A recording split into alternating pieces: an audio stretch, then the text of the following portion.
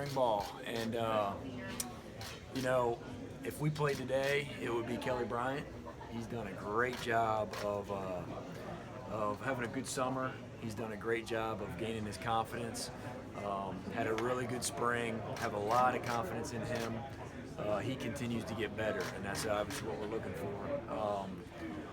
You know, it's not all said and done though yet. I mean, because we still have 30 or so practices left, which is plenty of practices for some younger guys to catch up. You know, we'll see how it goes, but you know, right now it's Kelly Bryant. Going into preseason, he'll take the first snap out there. But we got some young ones that are doing really well as well, and just still getting acclimated to the system and still learning. And so usually what we see is a good progression of guys that go through spring ball for the first or second time, and then that transition throughout the summer, they grow a lot and get better. So we'll find out a lot here in the next couple of weeks. How quickly is Hunter picking things up compared to some of the young players you've coached in the past? Yeah, he's doing a really good job. You know, at that age, when you come in and you're still supposed to be in high school, you know, you're asking a lot of someone to try to, you know, learn the playbook and absorb it in a couple weeks of spring practice. And so with all of those young guys, it's just a matter of experience and getting thrown in there and getting reps. And he was able to do that in the spring. And kind of like I was saying earlier, I think the key for him is going to be absorbing what he did in the spring and kind of regurgitating everything throughout the whole summer. And that's what he's been doing. He's been working really hard. I talked to him yesterday, and he just said that he feels 100% better than he did like during the spring break. You know, during spring break, whenever we were halfway through our spring practice, I mean, he was spinning like crazy just trying to figure it all out. Now everything is slowed down, and because he's been able to go through it a million times in his mind and in the playbook and on video, watching himself in practice from the spring and learning and learning and learning. And so, you know, that's the next step, and that's what hopefully he's been able to do, and we'll see here in preseason. You know, we'll see how he's improved. What's the biggest alteration that specifically you, but also Jeff and Tony have to make, not having that established, especially star quarterback back there, and trying to decide on a guy and work with the guy, and maybe altering a little bit kind of this offseason what you're doing? Yeah. Well, number one, I think it's to protect the quarterback, you know, and how do you do that? Well, you can't go in there and game plan necessarily like you did with Deshaun, because he was a proven guy, like you're saying. But there's no doubt there's a lot of confidence with the talent that we have in the room. It's just a matter of how are they going to be with the experience, with the lack of experience, and how are they going to be at the beginning of the season going into a real game situation. So the number one is protect him, not have him do too much early on, and let him slowly get a grasp of, you know, what we're trying to do. And you can protect him by a lot of different things, by easier passes, running the ball more, and doing whatever he does best. Whoever that guy is, whatever they do best, really, really hone in on that. And the cool thing about, or the good thing about our playbook is that we can really, we have a big playbook, but we can, you know, put them in a great situation based on what their talents are. So whoever that quarterback is, we're able to take out of that playbook whatever they thrive in, and just really gain that confidence. And so try to help that kid have confidence with the surrounding cast that we already have. A lot of people are just assuming that, you know, with a guy like Hunter Johnson, that you might lose something in your running game and the RPOs because Deshaun did that so well. But he's pretty athletic, isn't he? More than he gets credit for. He's a great athlete. He's as athletic as Deshaun Watson. So he was a track guy in high school, and that was a big reason why we recruited him, because he has mobility and he can escape the pocket. He can throw on the run, and just a really, really good athlete that we're excited about, that to see how he blossoms and see how he you know, fits into the system for sure. You've been kind of reeling in the 4- and 5-star recruit quarterbacks year after year. In this day and age, when you know, players are so readily willing to transfer, there's a lot of competition. What's been a key to not only bringing in these highly rated recruits, but also getting them to want to compete and stay? Yeah. Well, I think the first answer is our culture. You ask the majority of our guys on this team, not just at quarterback, but a big reason why they came is because of our culture and because of the people, because of the atmosphere of the family environment.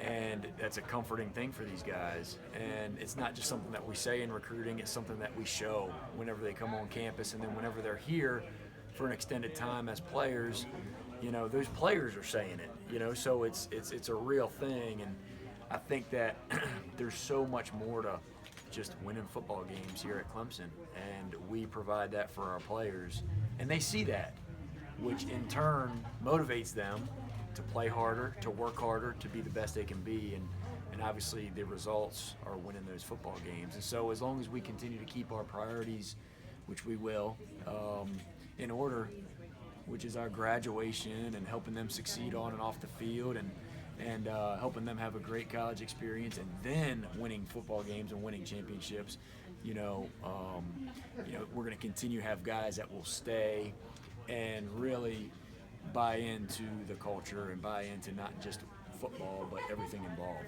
Is there one of the three that you and maybe even the group of coaches collectively in the back of your minds hopes emerges as the guy? I mean, is there one, man, this is the guy that we really think has the skills, but he may not necessarily emerge from August practice as the top guy, if that makes sense? No, it makes sense. I don't think there's one particular guy. We love all these guys, and that's the best thing about my job is I have 4 or 5 guys that are just top-notch guys that I get to be with each and every day. High character, great people. So they all have their talents that they're better at, and they all have their own personalities, and we all have gravitated towards them. So I know you want me to pick one guy, but there's really not. I mean, I love those guys, and I think that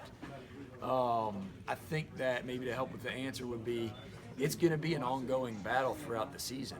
Kelly has the most experience, and he has continued to improve. So it's just all about if he can continue to improve, and if the other guys can catch him or not, and so that's the big question is if and when that can happen. And but I'm just excited about. Part of me is excited about the unknown. I know that sounds crazy, but I'm excited about the unknown because I love these kids that I'm working with, and these guys that I'm working with, and I know where their heart is, and I know how hard they're working to be the best they can be. So, had the other two become more consistent? I know that was a big deal for you guys in the spring, but yeah. Kelly was just the more consistent guy.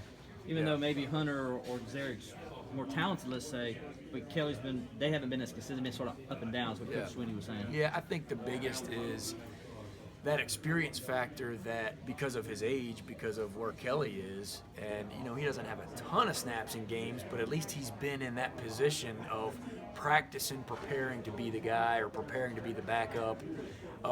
So he has all that experience and so he feels a lot more comfortable because he's been here longer, just what you're saying, than the younger guys that haven't been here as long, that need those reps so that they can gain that experience, so then in turn can gain that confidence. And so what I saw in Kelly Bryant this spring was a big jump in confidence. It's crazy how when guys leave the program, like Deshaun and Nick, and now especially going behind Deshaun, let's all be honest here, you're not going to be the starter, so it's hard to prepare as a backup guy. It really is. That was the hardest thing I had to do, and that's the hardest thing that the backups had to do these past couple years behind Deshaun, because you really don't know if you're going to play or not. And so now, Kelly sees the light and sees that, man, I got a chance to be the guy. And so we saw that confidence grow each and every day in the spring tremendously, a lot. And so I'm anxious to see if that confidence continues to grow and him to continue to progress. Where's Derek Cooper? I know you're working with his mechanics a lot. This is something you wanted to do in the spring. Where's he at in that process? And can he really compete for the starting job? Absolutely. I mean, he had a really good spring. He did a great job in the fall last year when he was redshirted of studying the playbook. And you always wonder when these freshmen that are getting redshirted, what are they really doing? You know, I mean, you try to have a plan for them, of course, but you're so busy with the game plan and making sure we got everything right for the starting quarterback and the guys that can play. And what are these redshirt guys doing on their own time? And that's up to them. You know, we give them a plan and then let's see if they can go do it. Well, he did it, and we were very impressed in the spring on what he was able to get from the playbook and from studying in the fall. You know, there was a few things with his technique, footwork, that we needed to correct in the spring, and he did that. And so all what I'm hearing this summer is that he's doing well. You know, he's still young. He's still young and still learning, but he has the ability to be really special. I mean, he has the tools to be very special. One of the strongest, if not the strongest arms I've ever seen, ever coached. No question about it. Now it's a matter of being consistent with that footwork and especially with the decision making. And again, all that comes down to is that experience and him getting into these situations in practice and learning from them. And he did that. You know, he was a little up and down in the spring. So was Hunter's. All of them were a little bit up and down. All right, but Kelly was the most consistent in the end, which is why, you know, we're saying what we're saying right now. Coach Scott was telling us how special it was to win that national title as a former player and alumnus. What are your thoughts